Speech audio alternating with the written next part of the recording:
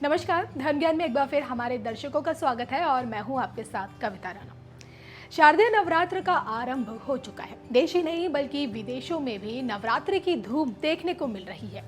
9 दिनों तक चलने वाला शक्ति का ये एक ऐसा पर्व है जिसमें नव दुर्गा की भक्ति में हिंदू डूबे रहते हैं। आलम यह है कि 7 समंदर पार अमेरिका भी शक्ति के रंग में रंगा हुआ नजर आ रहा है, या फिर यूं कहें कि अमेरिका में भी नवरात्रि की धूम जोरों पर है।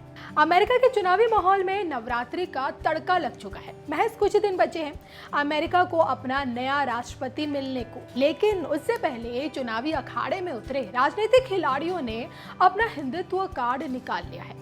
रिपब्लिकन पार्टी से दोबारा चुनावी मैदान में उतरे डोनाल्ड ट्रंप की बात हो, डेमोक्रेटिक पार्टी के राष्ट्रपति उम्मीदवार जो बिडेन या फिर उपराष्ट्रपति पद की उम्मीदवार कमला हैरिस हो, राजनीति के ये तमाम दिग्गज खिलाड़ी ये बात भली भांति जानते हैं कि अगर अमेरिका के तख्त पर आसीन होना है तो हिंदुओं को साथ लेकर तो चलना ही पड़ेगा।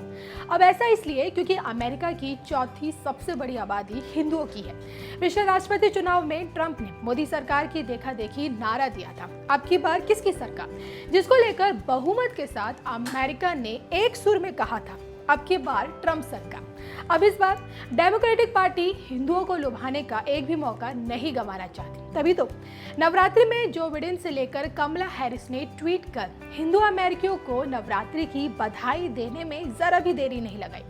जो बिडेन ने ट्वीट कर कहा था, हिंदू त्योहार नवरात्रि की शुरुआत के मौके पर मैं और जिल अमेरिका और दुनिया भर में इस त्योहार को मानने वाले लोगों को शुभकामनाएं देते हैं।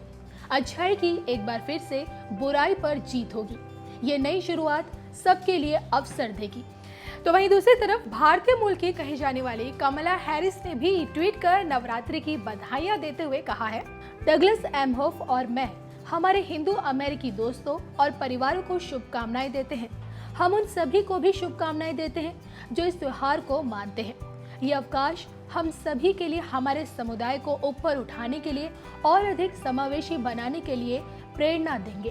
तो ऐसा नहीं है कि वोट बैंक बन चुके अमेरिकी हिंदू को लुभाने की कोशिश डोनाल्ड ट्रंप नहीं कर रहे हैं। उन्होंने तो वादा किया है कि अगर दोबारा सत्ता पर काबिज होते हैं तो हिंदुओं की धार्मिक आस्था के साथ साथ आने वाली बाधाओं को भी कम करेंगे। अब देखिए, अमेरिका में हिंदुओं की बढ़ती राजनीतिक शक्ति का ही ये परिणाम है कि हर कोई उन्हें अपने पाले में लाने की कोशिश में है, और यही वजह है कि अमेरिका में नवरात्रि की धूम है। अमेरिकी हिंदुओं के संग राजनीतिक पार्टियों पर भी नवरात्रि का रंग चढ़ा हुआ है। नवंबर को अमेरिकी राष्ट्रपति चुनाव है और ऐसे में अब की बार मां भगवती की कृपा किस पर होती है ये देखना बाकी है।